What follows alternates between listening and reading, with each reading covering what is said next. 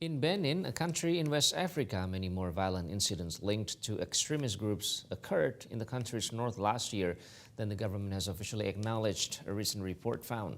VOA's reporter Henry Wilkins meets witnesses to attacks.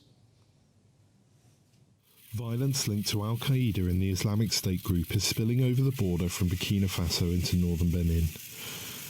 A resident from a village further north, who asked that his identity be protected to avoid reprisals from authorities, said he lives in fear. Concerning security in my village, the atmosphere is not been the same for some time. We are all afraid because of what we hear. While terrorists have not yet come to his village, for other residents of the border area, terrorist violence spilling over from Burkina Faso, Niger and Mali, as this video from social media purports to show, is already a fact of life. This man, who also asked that his identity be protected from authorities, says a group of terrorists were passing through his village and sought refuge in a woman's home. When she arrived back from the market and asked them to leave, they killed her. They hit her because she started screaming and was scared when she saw their guns. She was told to be quiet, and they ended up killing her. Analysts say that extremist violence spreading from Burkina Faso into Western African coastal states like Benin, Togo, Ghana and Ivory Coast is the next stage in the Sahel conflict. Benin appears to be being singled out, with more militant attacks in the second half of 2022 than other coastal nations, according to data from the Armed Conflict Location and Event Data Project.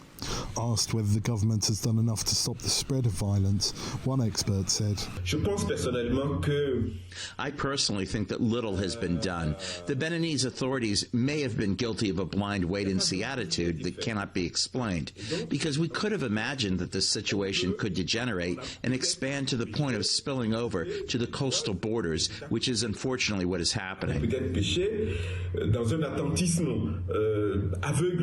The Beninese government has sent large numbers of troops to the north to shore up security and accompany militarized rangers in Penjari National Park, who have also been hit by terror attacks. Analysts say the military response is having an impact, but a recent report by the Clingendale Institute, a Netherlands-based think tank, found many more violent incidents occurred in Benin's north last year than the government has officially acknowledged. In 2022, one European journalist and several Beninese journalists were arrested while attempting to report on terrorism in the north.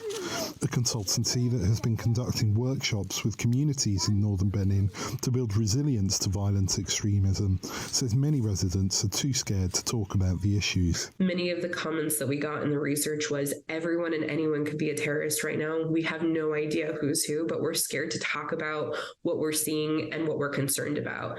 So really just creating a safe space is kind of like a baseline.